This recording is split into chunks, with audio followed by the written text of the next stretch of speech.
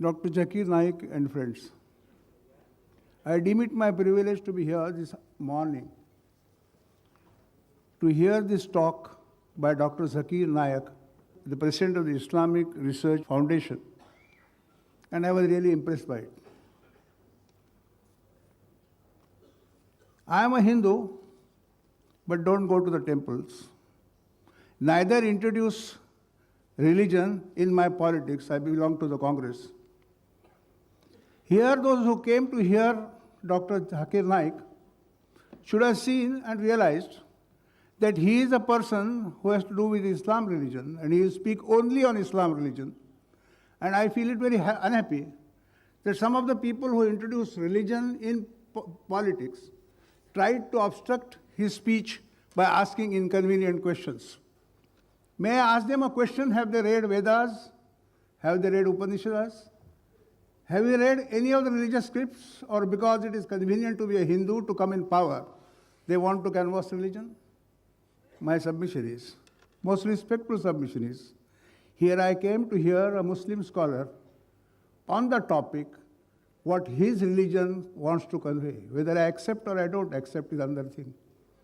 But I will tell you that the Hindu religion is there for thousands of years, and Islam religion has come 1400 years back.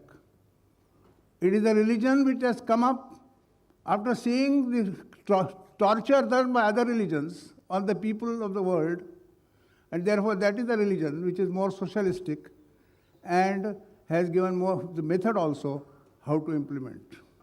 I remember in 1978 when I contested from Thana, from this beauty, I met my friend Isaac Narvel, advocate, and he gave me the translation of Quran in English, which I had gone through before I contested election. I still remember to have read The Contribution of the Muslim in the Freedom Movement of India, a book written by author, and I am to tell my friends here who are talking about the religion and Hinduism, that it was the Wahhabis who first stood against the British in 1833. It is not the Hindu that collected together to fight the Battle of Independence, but it was the Muslim who fought the Battle of Independence. It is unfortunate that both of us don't go together. It is unfortunate for this country but it is really equally unfortunate that some persons want to canvass it and make it a point in politics to introduce religion. I am really impressed by the speech. I have learned a lot. Not that I agree with whatever he has said, but it's a way of thinking and certainly deserves serious consideration. And I am thankful to him. I thank you all.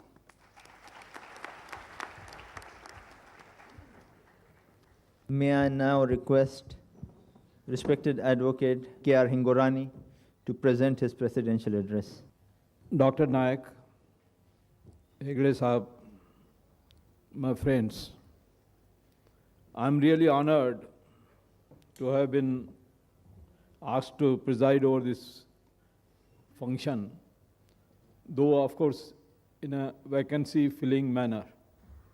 But even then, I'm really proud to be here and associated with the thoughts which are expressed by Dr. Naik.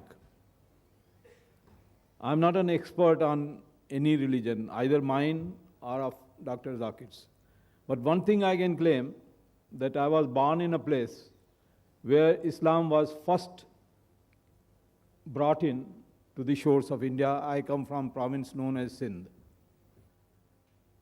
For the first time in my life, I have heard a Muslim scholar, though I have heard so many Muslim Maulanas, who can understand and really read the things comparatively, not only from an exclusive point of view, as normally it is misunderstood by us, that Islam is an exclusive religion, only meant for compartmental people who believe in certain things and who disbelieve in other things.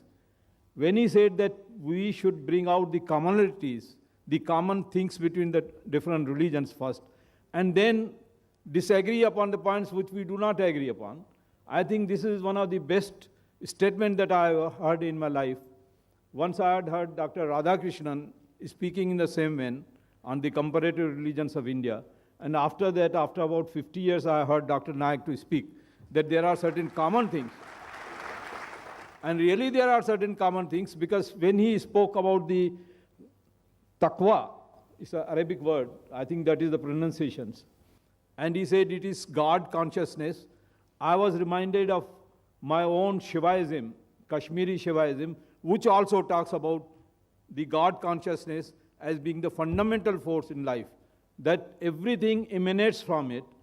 It is not born, it is not created, it is not come out of the womb of a woman, it is self-evident, Swambhu, it is there in existence since time immemorial. When the time had not started, Shiva was there, and when he talked about God consciousness, I was reminded of that.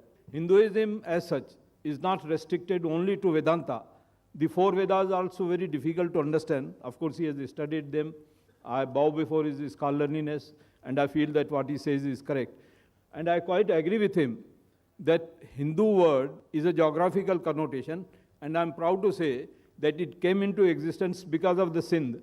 When the foreigners came to India, they tried to cross the Indus River, especially Sikandar. And he said that it is Sindhu. It was told to him that the name of this river is Sindhu. And being an Iranian or a Unani, he could not pronounce Sindhu. He said it is Hindu. Hafta Hindu, they call 7 rivers as Hafta Hindu, 7 rivers. So I'm proud that the word Hindu has come because the Sindh was there. And really in India, we need this type of thing, because much misconception has gone there that Muslims are terrorists. Somebody asked a question. I mean, I think this is the most reprehensible statement that was ever made, that Muslims are terrorists. This is all nonsense, and it should be curbed. And it is because of this that we feel that we are so insecure in this country. You cannot treat a Muslim as a terrorist because he is a Muslim. He is a fundamentalist. If he is a fundamentalist of the color of Dr. Naik, I welcome him. I'll welcome him to my house. And you must also know, of course, I have to talk about these things which I never wanted, because when I came, I had a spiritual experience by his talk. But then recently, 2-3 days back, there was a news in the paper that the front man for the person in Dubai is a Hindu. I'm referring to Dr. Ramesh Sharma.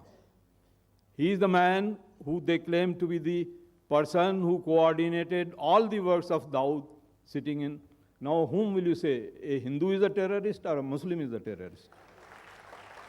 Therefore, please forget these things. Forget about Muslims have been there. Bad kings from Muslims were there, bad kings from Hindus were there, and they need to be improved.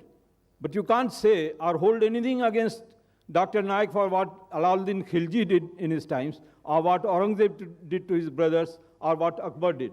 These things are nonsense. These are facts of history which you have to gloss over. You want to live in this country, try to understand the common things between the parties. Bring them out. I'll request Dr. Naik to go into Hindu congregations and try to make them understand what Islam stands for. And as far as my personal belief is concerned, I think Islam is one of the greatest things that has happened to this world. Thank you very much for giving me this honor and hearing me out.